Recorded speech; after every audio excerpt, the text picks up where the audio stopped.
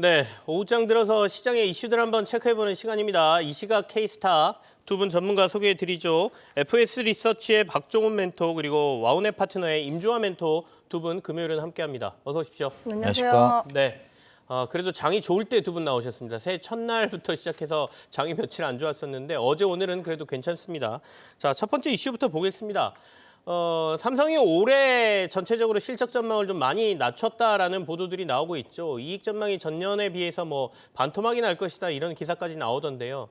자, 업황은 그렇지만 주가는 또 반대입니다. 이제 바닥을 쳤다고 보는 것인지 아니면 정부의 지원책을 좀 달갑게 받아들이는 건지 오늘 반도체 주가가 괜찮습니다. 반도체 얘기 오늘도 한 번 더 해보겠습니다. 임주화 멘토부터 시작하실까요?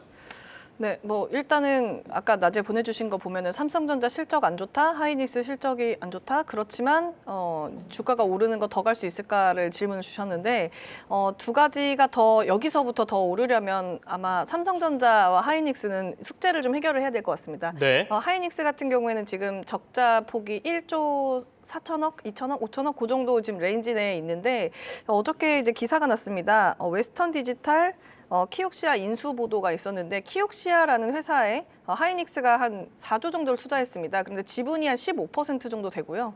그거를 이제 만약에 전부 팔 수는 없겠지만 뭐 4조를 투자했는데 4조 거두려고 투자한 건 아니기 때문에 더 많은 이익을 보려고 하겠지만 만약에 이 인수 이슈가 진행이 된다 그러면 한 5%만 팔아도 한 1조 5천억의 그 적자를 좀 만회를 할 수 있을 것 같습니다. 그래서 제가 보기엔 하이닉스가 향후 1, 2주 동안 지금 이런 적자임에도 불구하고 경기가 당장 다음 달에 뭐 좋아지는 건 아니지만 그래도 이 적자 폭에 대해서 주가가 상승하는데 납득 가능한 한 이유를 붙여준다고 한다면 웨스턴 디지털의 키옥시아 인수 재보도 이슈들이 좀 어느 정도 가시화된다고 한다면 뭐 부분 한 3에서 5%만 좀 상장돼서 정리가 된다고 하더라도 좀 괜찮지 않을까 이런 이슈를 좀 볼 수 있을 것 같고 네. 삼성전자 같은 경우에는 뭐 아시다시피 너무 뻔한 내용이잖아요. 공급사는 재고가 증가하고 남은 재고를 빨리 팔아야 되니까 가격은 낮춰서 가격 경쟁 나왔고 그러면 싸게 팔아서 마진이 안 남으니까 분기는 안 좋고라는 이제 맥락인데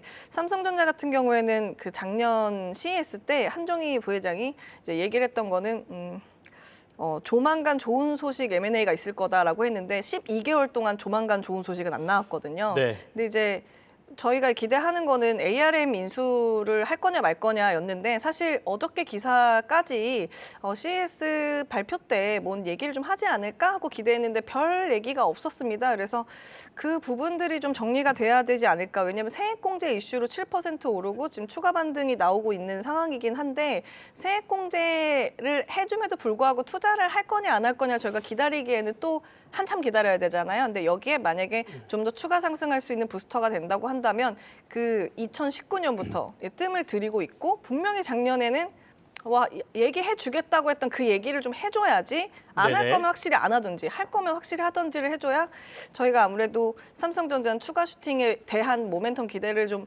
가져볼 수 있을 것 같다고 양쪽을 이렇게 두 개를 정리해 보도록 하겠습니다. 네.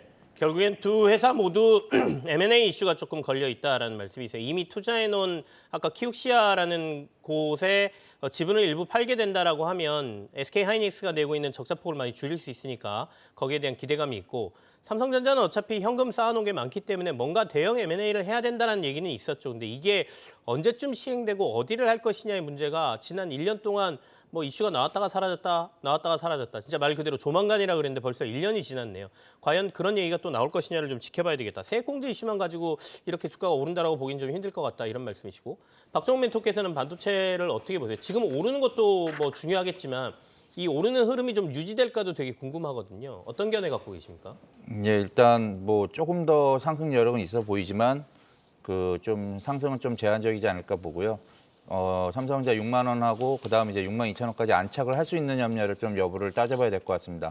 사실 오늘 실적이 쇼크 나올 수 있다는 가능성이 높다는 거는 뭐 시장에서는 많이 알려졌기 때문에 거기에 대해서는 크게 뭐 우려하는 것들은 많지는 않았는데요. 중요한 건 이렇게 실적이 만약 쇼크가 나오면 감산을 정말로 감산을 할 것인가? 뭐 CT에서 리포트가 나와서 이미 한번 바람을 일으키긴 했지만 어쨌든 그게 정말 사실일까라는 걸 확인하고 싶었는데 사실 오늘 거기에 대한 확인은 크게 나타나지 않았습니다. 다만 이제 정말 쇼크가 나왔으니까 감산할 수도 있다라고 그 시장에서 예상을 하고 이제 거기에 대해서 이제 주가는 반응을 하는 것 같고요. 다만 이제 조금 저는 찜찜한 건 어차피 삼성전자 볼 때 그 실적도 보지만 이제 시장 상황을 시총 상위주다 보니까 이제 시장 상황도 보는데 어제 고용 보고서가 일단은 너무 고용이 좋게 나왔고 그래서 시장에는 안 좋은 뉴스였는데도 불구하고 미국 시장은 빠졌는데 불구하고 우리는 삼성전자 덕분에 하이닉스 덕분에 좀 올라왔거든요. 그래서 이제 그게 조금 사실 요즘 보시면은 그 악재가 있으면 악재가 첫날에는 반영을 했다가 또 둘째 날은 다 반대로 반영하기도 하고 이렇게 자꾸 왔다 갔다 하기 때문에 아직까지 안심하기는 좀 이랬다고 보고 네. 다음 주 초를 조금 더 지켜봐야 될 것 같습니다. 그래서 이제 또 보시면 다음 주가 만기이기 때문에 일단 2월 FOMC까지는 특별한 악재가 없다고 생각을 하다 보니까 조금 더 시장은 갈 수 있겠지만 만기 이후에 또 어떻게 되냐도 봐야 되기 때문에 그렇게 되면 조금 그 시장은 조금 더 충격을 받을 수도 있다고 생각됩니다. 그래서 이제 네.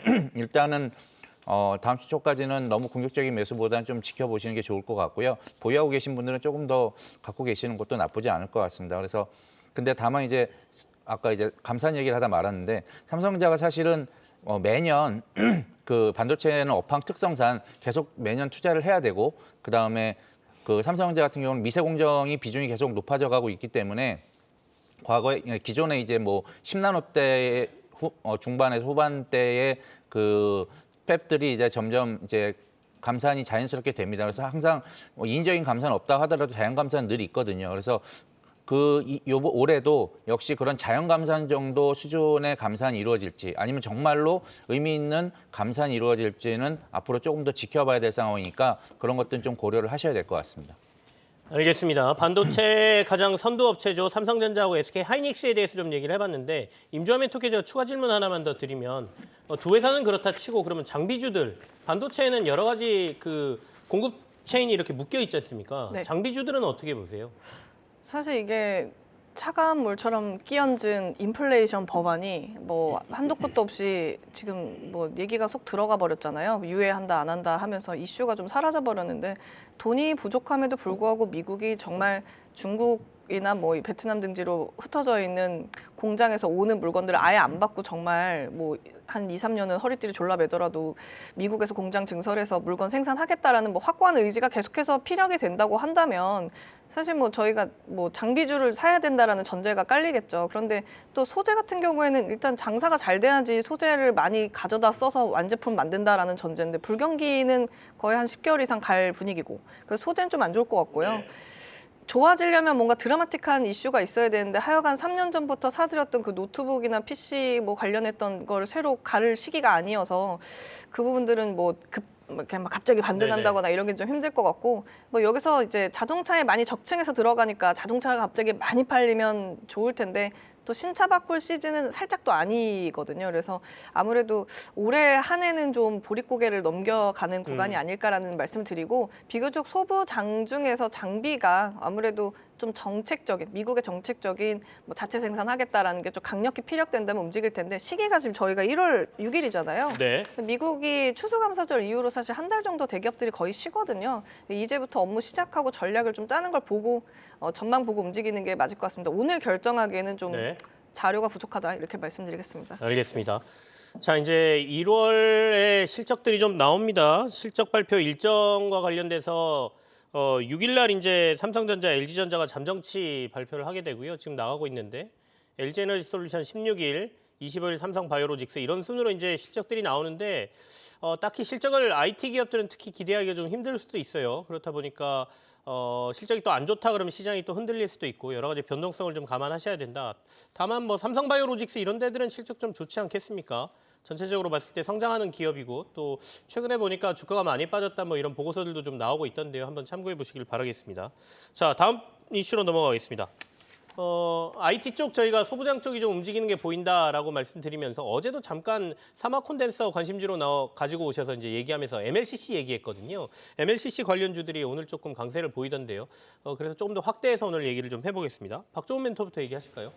예, 그 MLCC 삼성전기가 이제 뭐 일단 주가 반등하긴 했는데 보시면 삼성전기의 주가 반등은 일단 시장 상황이 반도체도 그렇게 이제 바닥을 찍었다고 생각하는 점도 반영이 된 것 같고요.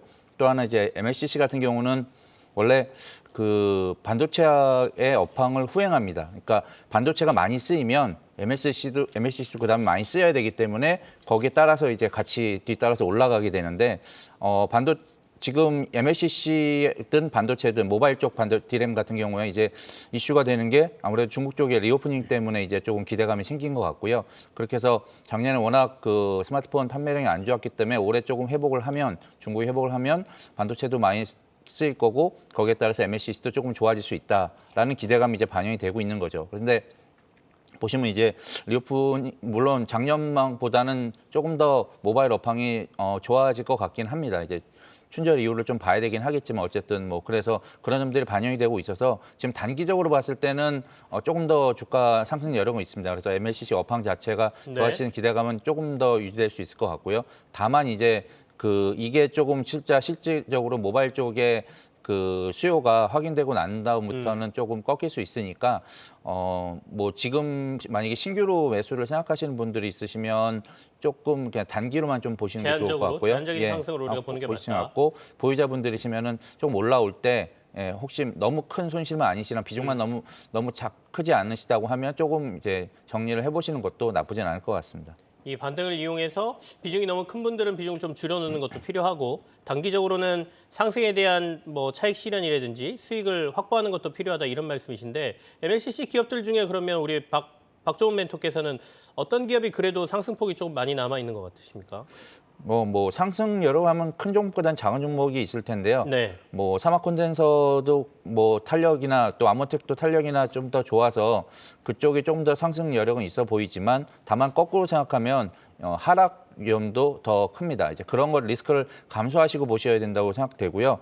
사막 콘덴서보다는 아모텍이 다른 사업도 있고 해가지고 조금 더 나아 보이니까 굳이 작은 종목 중에서 고르셔야 한다면 아모텍이 나을 것 같고요. 그다음에 큰 종목 중에서 좀 안심해야 되겠다 하시면 이제 삼성전기가 나을 것 같습니다. 그 어떤 걸 비교해도 이게 제일 좋다 이런 말씀은 아닙니다. 상대적으로 봤을 때 저희가 이 MLCC를 다루고 있는 종목들 중에 상대적으로 봤을 때 방금 전에 얘기한 아모텍이나 뭐 이런 종목이 조금 더 나아 보인다 이런 말씀이니까요. 내가 MLCC 투자를 좀 고려하고 있다라고 했을 때 참고하시길 바라겠습니다. 임주환 멘토께서는 이 MLCC 관련주들 어떻게 보고 계십니까? 뭐 일단은 아까 말씀드린 것처럼 중국 회복 경기 기대감이 가장 큰 상황이고요. 네. 봉쇄 때문에 역성장이 마이너스 22%가 됐으니까 이게 이제 인위적으로 풀면 이 마이너스 22가 플러스로 전환돼서 다시 원래 25%대로 가겠다라는 전제를 두는 내용이거든요. 그래서 제가 아까 종목을 불러주신 사막 콘덴서, 아모텍, 대주전자재료 뭐 이렇게 쭉 삼성전기까지 봤는데 사막 콘덴서 같은 경우에는 5만 주만 들어와도 4%가 뛰기 때문에 지금 들어가기가 조금 애매하지 않나. 왜냐하면 기관이 평단이 한 34,000원대, 외국인이 한 32,000원대인데 현재가가 한 37,000원대면 한 3에서 5,000원 정도 저희가 위에서 사야 되는 거잖아요. 네. 부담스럽진 않지만 좀 고민은 되는. 왜냐하면 5만 주면 사실 3만 주만 내려와도 마이너스 3%로 물리면서 가야 되는 거기 때문에 좀 고민이 되는 부분이고 대주전자재료 같은 경우에도 2만 주에 1%면 10만 주면 이제 5% 정도 오르는 거거든요. 너무 유통 주식이 가볍게 움직이고 있어서 사실 이것도 대주주 한 기관이 한 77,500원 정도에 들고 있고 외국인이 한 75,900원이면 지금 78,000원이면 한 1,000원, 2,000원 정도 비싼 거잖아요.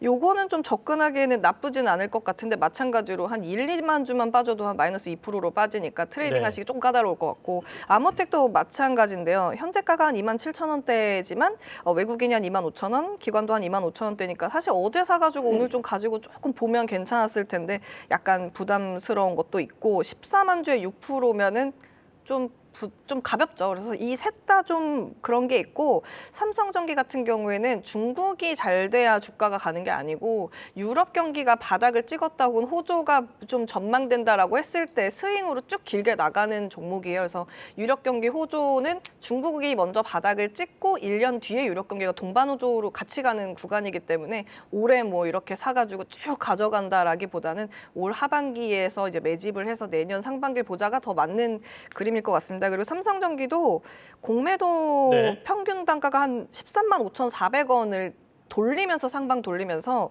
외국인이랑 기관이 좀 받았어요. 기관이 한 13만 8천 원, 외국인이 13만 9천 원, 지금 14만 4천 원이잖아요.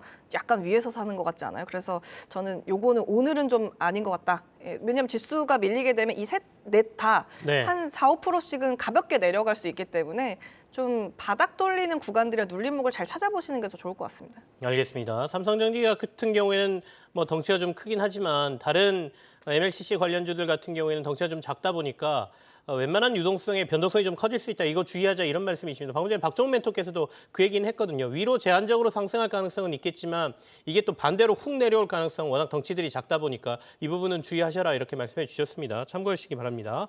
다음 이슈로 넘어가죠. 다음 이슈는 교육 관련주들 한번 꼽아봤습니다. 저희가 코로나19 때 이 교육 격차에 대한 문제가 굉장히 심각했거든요. 그러다 보니까 온라인을 통한 교육이라든지 이런 것들에 대한 강화를 정부가 좀 주문하고 있고요. 이게 실제로 좀 정책적으로 시행될 가능성이 있어 보입니다. 그러다 보니까 교육 관련주들은 오늘 좀 강세를 보이고 있는데 어떻게 봐야 될지 얘기를 좀 나눠보죠. 박정훈 멘토부터 먼저 얘기하실까요? 예. 그 서울의 집값을 결정하는 가장 큰 요인은 교통도 아닙니다. 이제 주거 환경 중에 제일 중요한 게 교육입니다. 그만큼 이제 우리나라 사람들이 국민들이 이제 교육에 대한 민감도가 되게 높고요. 함부로 제도를 바꾸는 것 자체가 쉽지 않습니다. 수능이 뭐 학력고사에서 수능을 바뀌었다고 하지만 그게 이미 뭐 한 30년 가깝게 되는 세월이고요. 예, 그동안 엄청나게 많은 변화를 하려고 했지만 바꾸지 못했습니다. 그래서 이번에도 보시면 윤 대통령이 말한 게 이제 뭐 교육 다양성의 경쟁 시장이 돼야 되고 뭐 주입식 교과서 퇴출해야 된다 뭐 이런 말씀하셨지만 사실은 그거를 쉽게 바꾸지 못합니다. 기득권, 특히 교육도 기득권의 그 힘을 견뎌내기가 쉽지 않습니다. 그래서 사실 현실적으로는 교육 제도를 바꾸는 게 쉽지는 않을 겁니다. 전 정부에서도 이제 그 시험 비중을 더 낮추려고 했는데 오히려 거꾸로 네. 높이게 되는 결과를 낳게 됐고 그래서 쉽지는 않을 것 같습니다. 그래서 현실적으로는 그런 변화가 쉽지 않겠지만 다만 지금 상황에서 교육이라는 게 어쨌든 이렇게 정부의 정책을 발표했고 뭔가를 하려고 하긴 할 거니까 그러다 보니까 그 기대감으로 주가가 올라가는 거에 대해서는 저는 뭐 올라갈 수 있다고 봅니다. 다만 이제 너무 큰 기대를 하시거나 그런 거는 삼가하셨으면 좋겠고요. 그래서 마침 또 시장도 그렇게 나쁘지 않은 상황이 됐고 하니까 겸사겸사해서 같이 그동안 많이 빠져 있었으니까 이제 네. 올라온 건데 기존에 보유하신 분들이라면은 이렇게 좀 올라올 때 어느 정도 그 수익이 좀 낮다거나 하시면 좀 정리를 하시는 타이밍으로 좀 보시는 게 나을 것 같습니다. 알겠습니다. 임조 멘토께서는 오늘 교육주 반등하는데 뭐 기술적으로나 단기적으로 좀 들어갈 만한 것들이 좀 보이세요? 한 2, 3일 뒤에 트레이딩 하셔야 될 것 같은데 오늘은 당장은 아니고. 네, 지금 오늘 그 시간으로 뛰어가지고 그리고 눌림목이 하나도 없이 그냥 그대로 내려오는 중입니다. 근데 보통 이렇게 한 3% 이상 빠지는 경우에는 이제 오늘이 지나야지 지지대나 뭐 더 이상 물량 빼지 않고 매집이나 이런 걸 좀 구경하실 수 있기 때문에 한 2, 3거래일 정도는 조정권역에다 보시고 트레이딩 하실 수 있을 것 같고요. 사실 교육주가 오른 거는 우리가 정책주를 굉장히 기다려왔다라는 거고요. 가장 빠져있는 상황에서 아예 안 움직였던 정책, 건드리지 않았던 부분들을 건드렸기 때문에 이 김에 추매해서 좀 던져야지라는 수급에 빠른 상승이 아침 개장 때 좀 붙었었거든요. 근데 지금 상황에서는 내일 좀 더 갈 것 같으면 오늘 다 팔지 말아도 괜찮을 것 같은데라는 분위기를 일단 만들어줘야 되기 때문에 네. 2, 3거래일에 조정권역은 좀 있어 보이고요. 오늘 뭐 더 갈 수 있을 것처럼 살아있는 종목들이 의외로 교육이랑 교육주 포함돼 있지만 초중고를 가리키고 있진 않거든요. 그래서 조금 더 추이를 봐야 될 것 같다. 왜냐하면 아무래도 많은 사람들이 의심하는 거는 인구 출산율이 이렇게 최저인데 교육주가 깎여봤자 뭐 얼마나 더 많이 벌겠느냐 이거 전제를 두고 있거든요. 그래서 전반적으로 어떻게 풀어줄 것인가를 좀 더 지켜봐야 되지 않을까. 왜냐하면 네. 이 한마디의 언급이 우리가 앞으로 뭐 이만큼의 지원금으로 정부 정책으로 확 밀어주겠다, 뭐 금액이 막 나오는 게 아니었기 때문에 일단 좀 개선의 여지가 있다라는 전제를 두고 일단 한 일주일 정도는 더 지켜보시고 트레이딩 하셔야 될 것 같습니다. 오늘 고를 게 마땅한 게 없고요. 뭐 YBM넷, 메가MD, 아이스크림에듀 정도가 조정이 한 3, 4일 뒤에 나오면 괜찮아 보인다. 이 정도만 정리해 보겠습니다. 알겠습니다. 교육주 반등과 관련돼서 매매 전략까지 임주호 멘토가 제시를 좀 해주셨습니다. 다음 이슈로 넘어갈까요? 다음 이슈는 저희가 연말부터 계속 얘기했던 거긴 합니다. 연초가 되면 시장에 이슈가 되는 게 두 가지 큰 게 있다. 하나는 CES 개막이고 또 하나는 JP모건 헬스케어 컨퍼런스다. 이렇게 말씀드렸는데요. 일단 CES가 개막을 했습니다. 관련 뉴스들이 이제 속속 전해지고 있죠. 예상했던 게 뭐 메타버스 쪽 이런 것들이 좀 올해는 관심을 받을 거다라고 얘기를 했었는데 얘기를 좀 진행해 보겠습니다. 실제로 개막을 했으니까요. 박종훈 멘토부터 좀 하실까요? 어떤 게 눈에 들어오시던가요?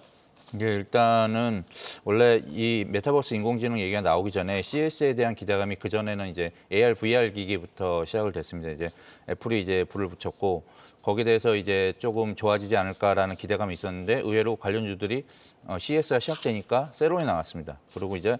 그리고 그 CES가 시작됐음에도 불구하고 썩 주가가 뭐 좋은 모습은 아닌 것 같습니다. 근데 이제 그게 이제 갑자기 이제 컨텐츠라 클라우드라던가 뭐 메타버스 관련된 또 인공지능 관련된 얘기들이 플랫폼 얘기로 좀 돌아선 것 같고요. 이것도 역시 사실은 장기 이슈입니다. 그러니까 보시면 일단 하드웨어가 어느 정도 기반이 되고 거기에 맞는 소프트웨어가 나오고 그걸 이용해서 플랫폼에서 이제 콘텐츠를 소비하는 과정을 거쳐 나가는 건데 이게 어차피 장기 사업이기도 하고요. 그래서 연초에서 원래 기대감을 가지고 주가는 반영을 했어야 되는데 네. 생각보다는 좀 지지부진한 것 같습니다. 그래서 혹시나 지금 이제 보유하신 분 관련된 주들을 이제 보유하신 분들이라면 1년 내내 이제 애플이 AR, VR 기계를 출시할 때까지는 계속 같이 갈 수 있는 이슈인 것 같긴 합니다. 그래서 이제 너무 실망은 마시고 조금 장기로 많이 보유하실 수 있다면 가져가시는 기다려 보시는 거는 나쁘지 않을 것 같고요. 다만 신규 매수를 지금 이 시점에서 만약에 하시게 되면 중간에 조금 물릴 수도 있고 좀 기다리면 좀 기다리실 수도 있다 보니까 그거는 좀 조심을 하셔서 매매를 하시는 게 좋을 것 같습니다. 로봇주는 어떻게 보이십니까? 연초에 이제 삼성전자의 레인보우 로보틱스 3자 배송 유상증자 그 이슈로 로봇주들이 같이 좀 움직이고 있고 CES도 결국은 AI는 로봇하고 연결되는 거 아니겠습니까? 어떻게 보세요?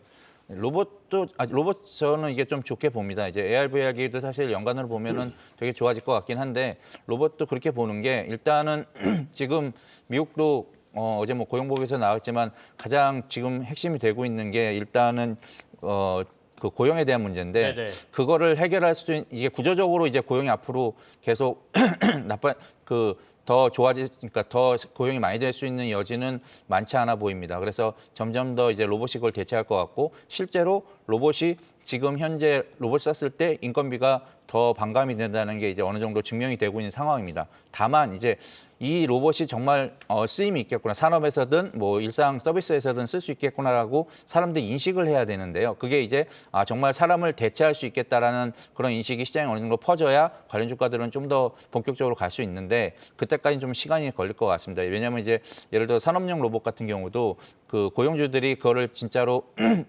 써서 거기다 효과를 보고 정말 해야겠다 본격적으로 투자를 하는 데까지는 시간이 조금 필요하긴 하니까요. 다만 방향성 자체는 맞습니다. 그래서 로봇 관련주들을 지금부터 그냥 장기로 보시고 투자하시는 거에 대해서는 저는 반대하진 않고요.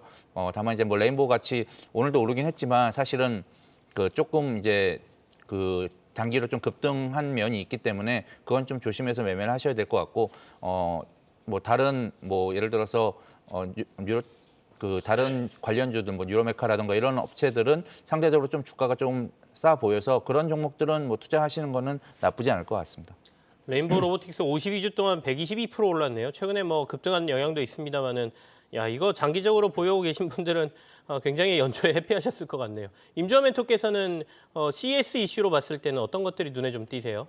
사실 뭐 그냥 한마디로 얘기하면 구글은 큰일 났죠. 왜냐하면 GTP 나와가지고 이제 네. 검색하는 게 인공지능 채팅 말씀하시는 예, 거예요? 요즘 맞습니다. 이슈가 되고 있죠. 뭐 이렇게 제가 그 한 4주 전에도 얘기 드렸었는데 네. 이제 오픈북으로 시험 보는 학교는 이제 큰일 났다.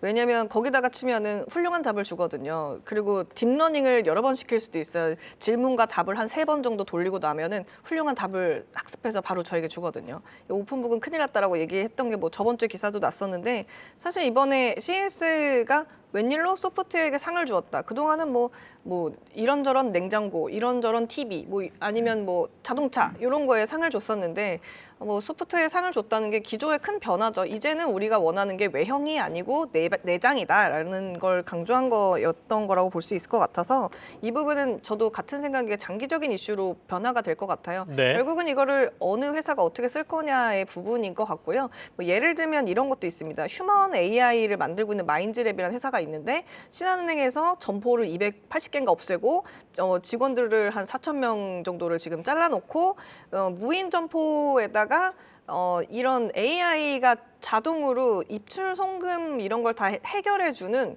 그러니까 뭐 AI 데스크를 따로 만들어놨어요. 그러니까 사실 이쪽으로 변화가 이미 되고 있는 상태인데다가 수주도 300대를 추가 주문했기 때문에 그러니까 사람 대신 기계가 더 들어가는 뭐 어떤 보이지 않는 우리가 뭐 매출도 안 나는 걸 기대하는 게 아니라 이미 움직이고 있는 매출이 나고 있는 영역의 것이거든요, AI가. 그래서 이 부분은 제가 보기에는 좀 계속 진행이 될 것 같고 그리고 또 하나는 그 카카오 분란 사건 이후로 데이터를 어쨌든 여러 군데에다 보관을 해두는 게 더 좋은 것이다라는 분위기가 또 있기 때문에 그런 종목으로 뭐 데이터 솔루션이나 모아 데이터는 같이 움직인다고 네. 말씀드릴 수 있을 것 같고요. 그리고 아까 말씀드렸던 이렇게 AI 제품이 결국 판매가 되고 있다 이런 이슈로 가는 애들은 이제 셀바스 AI나 마인즈랩 정도로 말씀드릴 수 있을 것 같습니다. 네, 알겠습니다. CS는 아마 이제 개막한 거고요. 계속해서 이슈들은 나올 테니까 그때그때 한 번 더 점검을 해드리도록 하죠. 오늘 시장에서 조금 오르는데 특징적인 게 건설주 오르는 게 좀 눈에 들어오거든요. 이거 부동산 규제 완화 때문인 건지 아니면 해외 건설 수주 때문인지 어떻게 이 건설주들의 상승을 이해해야 되는지 좀 궁금합니다. 박종훈 멘토 얘기 좀 해주시겠어요? 예. 그 대형 건설사 위주로 오르는 거는 말씀하신 대로 둘 다 영향을 끼치는 것 같습니다.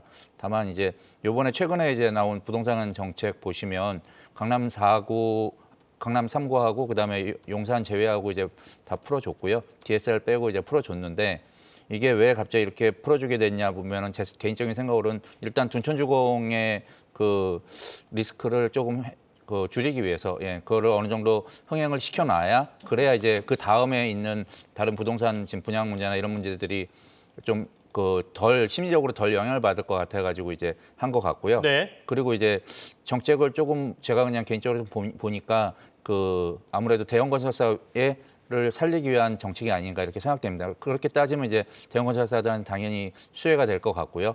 그리고 이제 말씀하신 뭐 두바이 투자라든가 이런 것에 대해서는 아직 뭐 구체적인 규모도 안 나왔고 뭐 그렇기 때문에 좀 더 두고 봐야 하겠지만 어쨌든 그 네옴시티나 이런 기대감이 다시 살아날 수 있다는 점에서는 뭐 대형 건설사들 특히나 삼성물산이나 현대건설한테는 되게 긍정적인 것 같습니다. 그래서 일단은 그 둔촌주공이 이제 분양을 계약을 하고 이런 것들이 결과가 긍정적으로 나오면 조금 더 주가는 갈 수 있을 것 같고요. 다만 이제 그 전에 만약에 조금 그 기대감이 미리 좀 많이 반영을 했다고 생각하면 정리를 좀 하고 가시는 게 좋을 것 같습니다.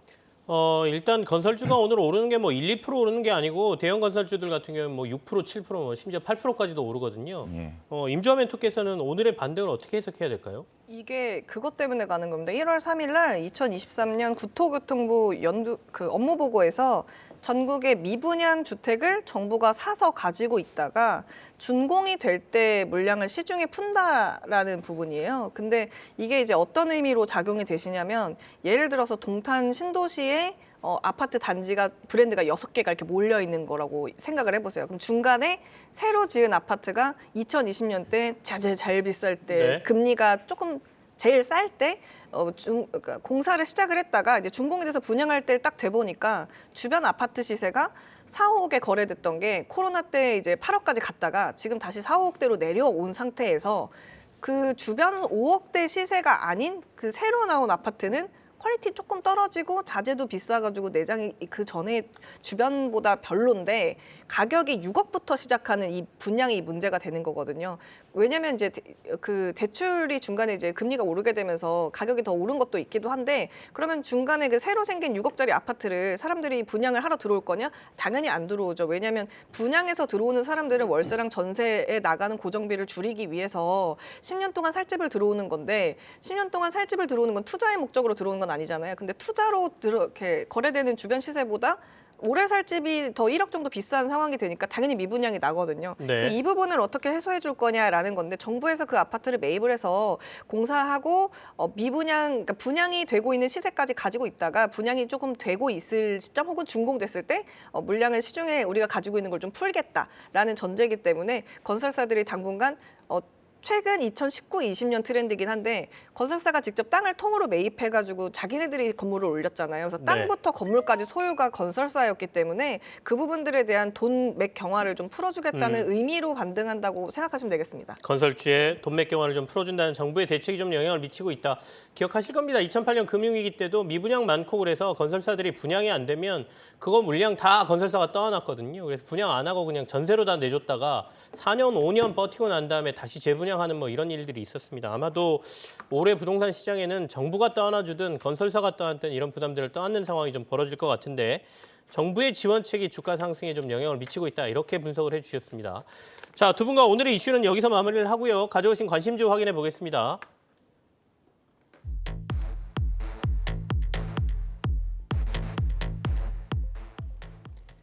네, 임주화 멘토 가져오신 종목부터 보겠습니다. 한국의 시스템 반도체의 자존심이다. 오픈엣지 테크놀로지 이렇게 말씀하셨는데요. 한번 자세한 얘기 들어보고요. 그리고 박종훈 멘토께서는 중국의 리오프닝 아직은 믿어보자, 조금 더 믿어보자 이런 말씀이세요. 티웨이 항공 가져오셨습니다. 먼저 오픈엣지 테크놀로지부터 듣겠습니다. 네, AI 반도체 설계 부분에 대해서 2019년부터 삼성전자가 뭐 강화하겠다고 얘기했고 아까도 말씀드렸지만 한종희 부회장께서 작년 CES 때 뭐 조금만 기다려주시면 좋은 소식을 들려줄 거예요. ARM 관련주로 많이 알려져 있던 종목입니다. 이 회사 같은 경우에는 시스템 반도체가 외부로부터 데이터를 받아서 처리하는 속도를 좀 높여주는 기술과 관련해서 IP를 뭐 이제 선행해서 개발해가지고 파운드리나 팹리스 디자인하우스에 제공을 한 다음에 라이센스 로열티를 받는 회사입니다. 근데 최근 들어서 좀 수급이 대주주 매도 요건 때문에 물량이 좀 나왔던 걸로 추정이 됐다가 트레이딩을 해도 괜찮을 지점으로 좀 추정이 돼가지고 가지고 나와봤고요. 결국은 사실 세액공제 해가지고 뭐 이제 수혜를 받게 된다고 한다면 뭐 넥스트 칩이나 아니면 뭐 가온 칩스나 아니면 오픈엣지 테크놀로지 뭐 ARM 인수까지 가면은 뭐 코아시아까지 엮여서 이제 움직이게 되는 그런 한 덩어리인데요. 제가 방송 들어가기 전에 8,100원부터 8,200원대 트레이딩 가능하다고 말씀을 드렸었고요. 손절가는 오늘 시가 하단인데 7,960원 정도 보시면 될 것 같고 목표가는 그래도 이전 고점까지 12,000원까지는 좀 바로 가면 너무 좋겠지만 그럴 일은 거의 없을 것 같고요. 네. 중간중간에 물량 소화하면서 올라갈 거라고 보고 12,000원 정도 한 2개월 정도 트레이딩 해보시면 좋을 것 같습니다. 알겠습니다. 한 2개월 정도 구간에서 목표가 12,400원 정도 보고 우리 접근해보자. 오픈엣지 테크놀로지에 대한 투자 전략 제시해 주셨습니다. 박종훈 멘토의 티웨이 항공 듣겠습니다. 예, 제가 뭐 지난번에도 그 중국 리오프닝 관련주들 뭐가 좋을까요? 또 질문도 하셨고 많이들 물어보시는데 실질적으로 그중에서 제가 말씀드린 것 중에 하나가 이제 항공사였습니다. 특히나 LCC 업체들이 좀 좋아질 것 같은데요. 그 올해 한 해 내내 이제 중국 리오프닝에 대한 기대감이나 아니면은 실적인 실적이나 이런 것들이 나타날 수 있는 주식들이 상당히 많을 것 같아서 거기에 대한 기대감을 좀 가지고 있습니다. 그래서 이제 오늘 이제 말씀드릴 종목은 티웨이 항공인데 많은 LCC 업체 중에서 티웨이 항공을 말씀드린 이유가 일단 전체적으로 LCC 업황들이 보시면 3분기 때 여행 수요 급격하게 늘어날 줄 알았는데 준비 많이 했는데 의외로 이제 국제선 그 노선 늘리니까 실질적으로 늘려야 되니까 늘리다 보니까 아무래도 적자가 조금 심해졌고요. 근데 4분기가 이 회사 같은 경우는 만약에 적자가 대규모로 나오면 관리 종목 들어가게 됩니다. 그래서 좀 리스크가 있어서 그동안 안 보셨는데 이제 실적으로 4분기부터 여행 수요 늘어나서 실적이 상당히 좋아질 것 같습니다. 그래서 적자에 대한 우려는 조금 적어진 것 같고요. 그리고 이제 올해도 그 4분기부터 해서 1분기, 2분기에서 계속 그 수요는 좋아질 것 같습니다. 그래서 네. 올해 매출도 한 1조 정도는 나올 것 같고 이익도 한 800에서 1,000억 정도 영업 기준으로 예상을 하고 있습니다. 그래서 시총이 4,000억이다 보니까 다른 경쟁사들이 비슷한 규모의 경쟁사들이 뭐 8,000억, 1조 이렇게 하거든요. 그러니까 상대적으로 좀 싸 보이고 그래서 좋아질 것 같고요. 또 하나 이제 그 LCC 업황 중에서도 그 항공주에서 가장 중요한 거는 이익에 가장 중요한 영향을 끼치는 건 환율과 유가입니다. 근데 환율하고 유가가 상당히 안정화됐고 내려갈 앞으로 방향성도 조금 좋아질 것을 보기 때문에 그런 것까지 감안하면 그 이익 성장에 대한 이익 회복에 대한 기대감이 좀 더 있습니다. 그래서 네. 그런 것도 좀 반영을 한 것 같고요. 그다음에 그 증자 리스크 같은 것도 있었는데 이 회사 개인적으로 있었는데 그것도 어느 정도 이제 해소가 된 것 같습니다. 그래서 상대적으로 좀 싸 보이는 TA 항공을 지금부터 좀 보셔도 좋을 것 같습니다. 특히 이제 중국 리오프닝 이슈가 최근에 조금 이제 또 확진자 늘고 막 이러면서 조금 다운되고 주가도 조금 조정을 받고 있는 상황이긴 한데요. 그래도 이런 조정의 기회를 오히려 조금 더 활용해서 보시면 좋을 것 같고요. 특히나 이제 춘절 지난 이후에 다만 이제 춘절 지난 이후에 그 네. 코로나 상황은 때문에 이제 정책이 좀 변할 수 있거나 아니면 뭐 이렇게 할 수 있는 이런 것들은 좀 감안을 하고 매매를 하시는 게 좋을 것 같습니다. 예. 목표가는 3,900원, 선절가 2,400원 제시하셨습니다. 참고하시길 바라겠습니다. 오늘 시장이 2,300 곧 회복할 것처럼 보이네요. 지금 지수가 코스피가 2,297까지 올라와 있습니다. 두 분과에서는 여기서 마무리를 하죠. 오늘 수고하셨습니다. 네, 감사합니다. 감사합니다.